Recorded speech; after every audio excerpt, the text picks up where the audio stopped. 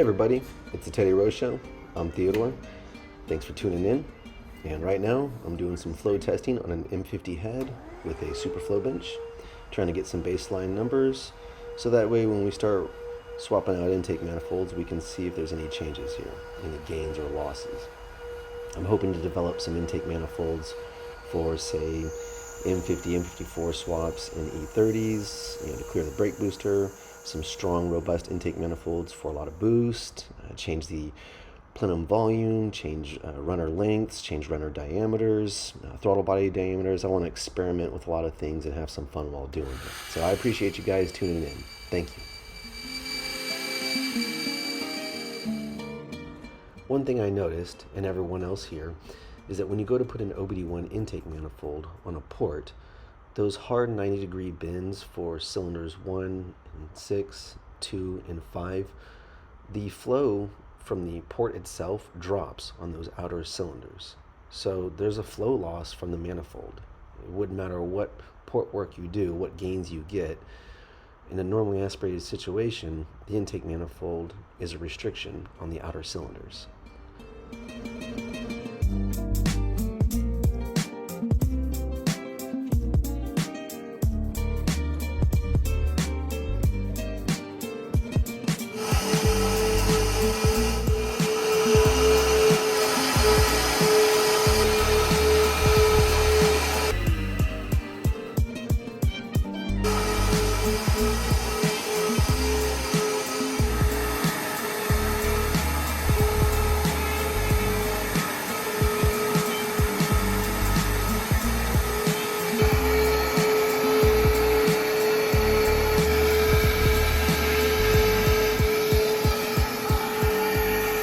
The flow bench gets endlessly used here at Metric Mechanic, and I'm real grateful that we're all willing to pitch in our data and our ideas and get the best results. Justin, our engine builder, is flow testing an M42 head here in this shop. So I've been messing around with trying to press pipes, form things, and I know I'm going to need some special tooling. Yeah, I just got to get to making this, and Tyler's also going to help me out with a few pieces, so it's really helpful. This is going to be a dual purpose. This taper right here is meant to get the runner matched to the plenum plate, and then I'm going to flip it over, weld it up, and then form the other side so that way it's meant for the runner to match up to the port side. So this is a dual purpose press tool to essentially just get the runner matched up to the port and to the plenum plate.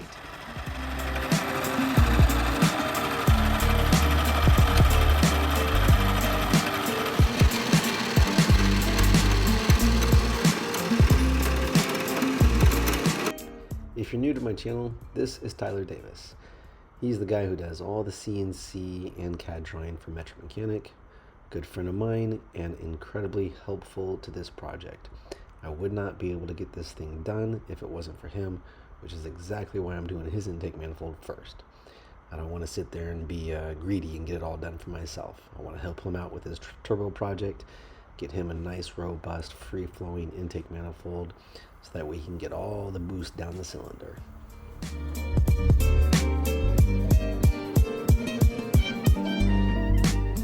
This was something else that Tyler printed out. He's trying to work on simplifying and reducing some of my weld time, which is really nice.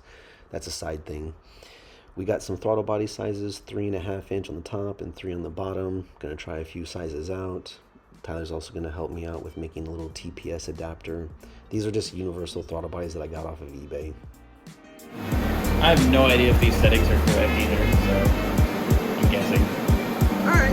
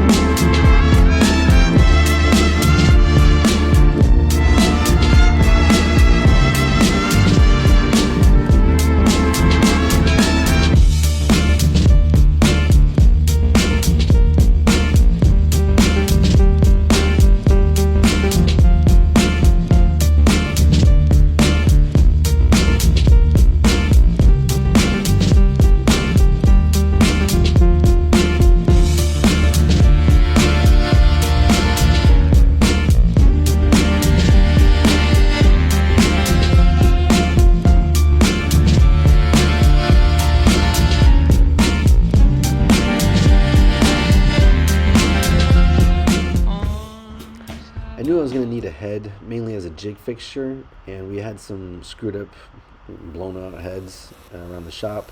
When I mean the shop, I mean metric mechanic. So I went to the pile and started to machine out along the intake side to kind of create a relief, to make it easier for me to weld up the intake runners. The head provided a good heat soak for the intake flange, but too good. I noticed later on that I need to pre-warm the head up because basically it was robbing all the heat off of the intake flange, and it was making it tough for me to weld up this thin material like tube to this thick flange. Once the head was warmed up and the flange was warmed up, it made welding up the tube to the flange a lot easier. I'm real pleased with how this is turning out. It was my goal to try and avoid trumpets on the inside of the plenum and make that transition to the plenum plate for the intake tube. So the dimple dies, the tools that we made, that all played out real well, and this is starting to fall into place. I'm real happy about this.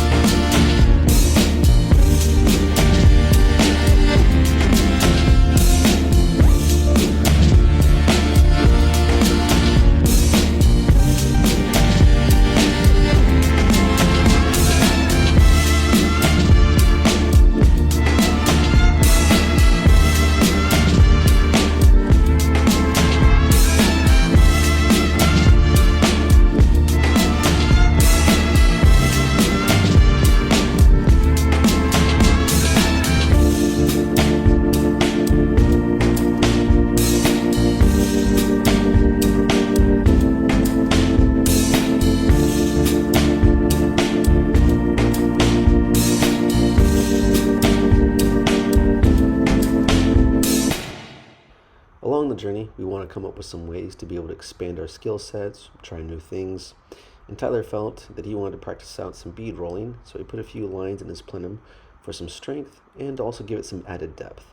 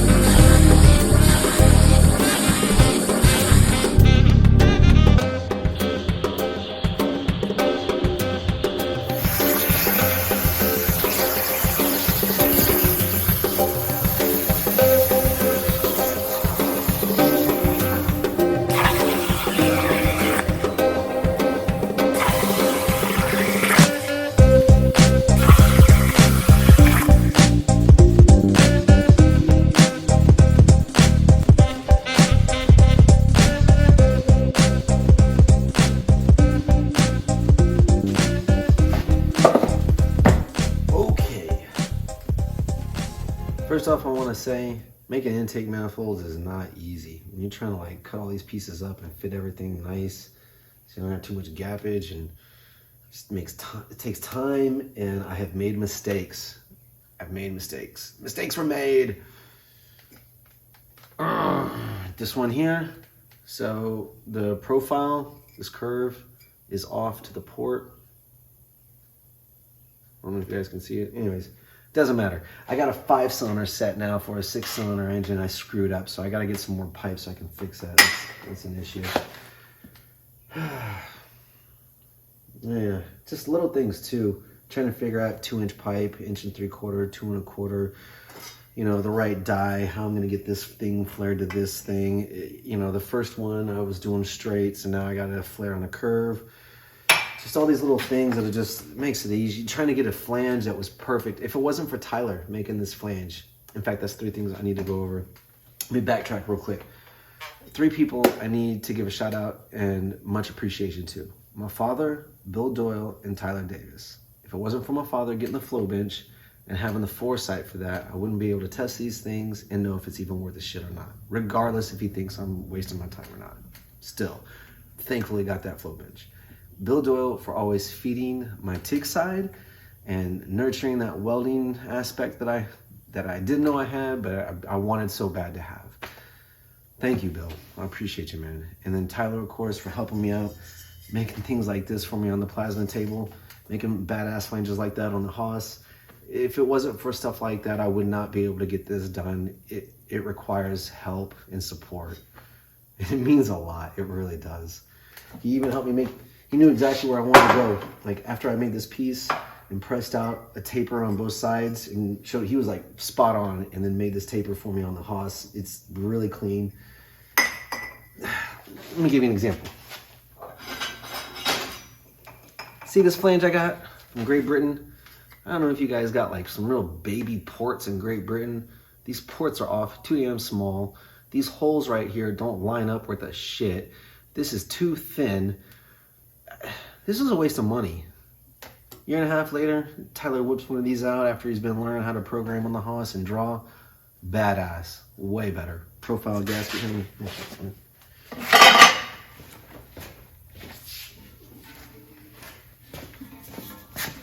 Yeah, nice profile gasket.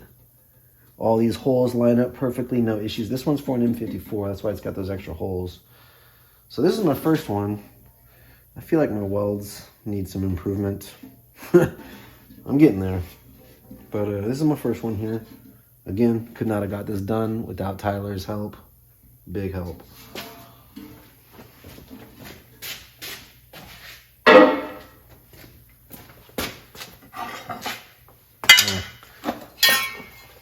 Made this piece for the injectors, kind of get them all lined up. Made them out of some head bolts, M50. Anyways, this shit sucks. It takes a lot more time. I've bitten off more than I realized, and now you're deep in it. You're like, I gotta get this done. Damn it.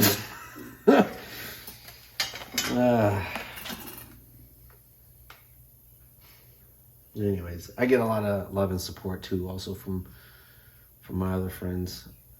Like when I send a picture and they're like, I want one, it warms my heart.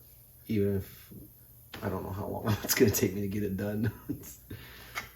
I'm trying. I just want to get better at this stuff. I really do. So, thanks for listening to me rant.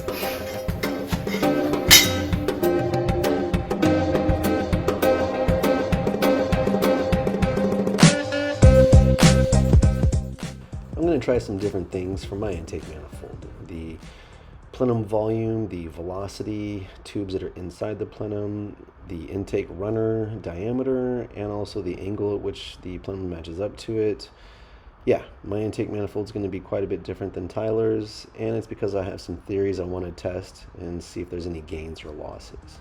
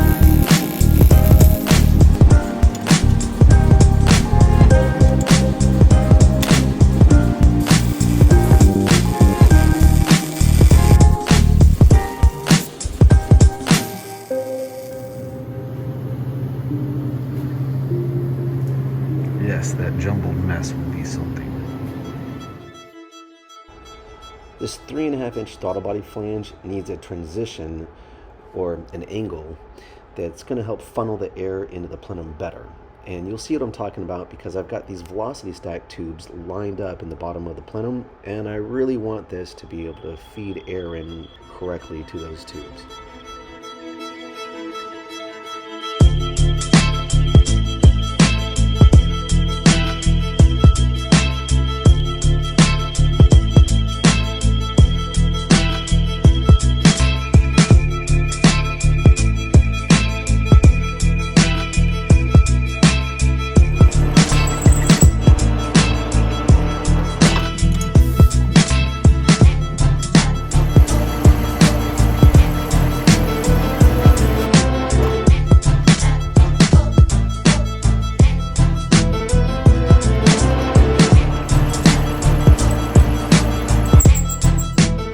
So the theory or the idea here is that at low RPMs or low load, the throttle plate is barely kicked off the seat. These velocity tubes should be able to increase some airspeed and maybe even do some scavenging.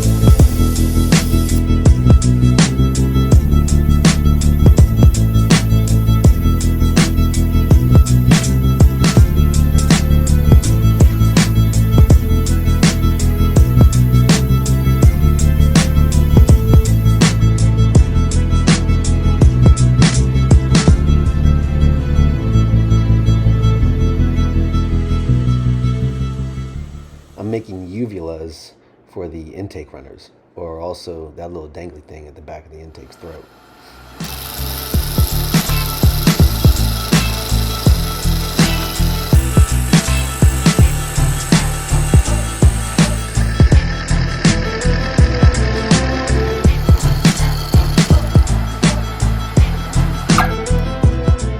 Funny thing is, my wife helped me with uvula. She knows her biology.